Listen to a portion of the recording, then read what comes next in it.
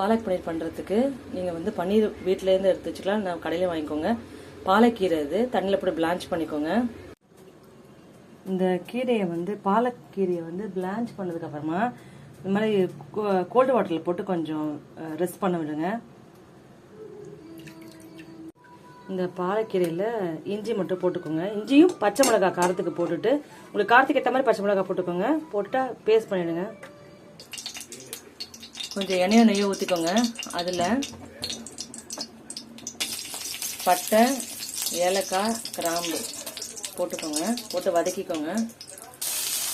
வெங்காயத்தை ஆட் பண்ணிக்கோங்க. போட்டு வதக்கிக்கோங்க. ஜீரக பவுடர் போட போகிறோம். நீங்கள் வேணா ஜீரகம் போட்டுக்கோங்க. சாப் பண்ணி வச்ச புள்ளையும் போட்டுக்கோங்க.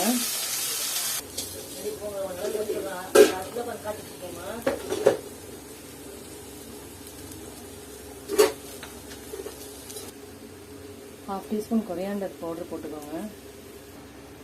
1/2 டீஸ்பூன் கரம் மசாலா. ஏற்கனவே பச்சை மிளகாய் போட்டுக்கிறதுனால காரத்துக்கு ஏற்ற மாதிரி சில்லி பவுடர் போட்டுக்கோங்க. அப்புறம் நம்ம தக்காளி கட் பண்ணி வச்சுருந்தாலே அதை சேர்த்துக்கலாம். இந்த டொமேட்டோ பியூரி அரைச்சி வச்சுக்கணும்ல, அதை எடுத்து இதில் போட்டுருங்க. போட்டுட்டு இந்த பாலக்கீரையும் போட்டுருங்க.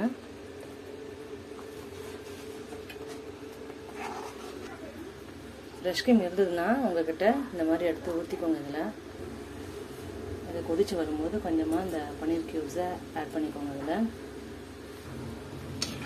பாலக் பன்னீர் இப்படி தான் வந்திருக்கு. செஞ்சு பாருங்கள். பிடிச்சதை ஒரு லைக் போட்டு சப்ஸ்கிரைப் பண்ணுங்கள். கீரை சாப்பிடாத பசங்களுக்கு இந்த பாலக் பன்னீர் கொடுத்து பாருங்கள்.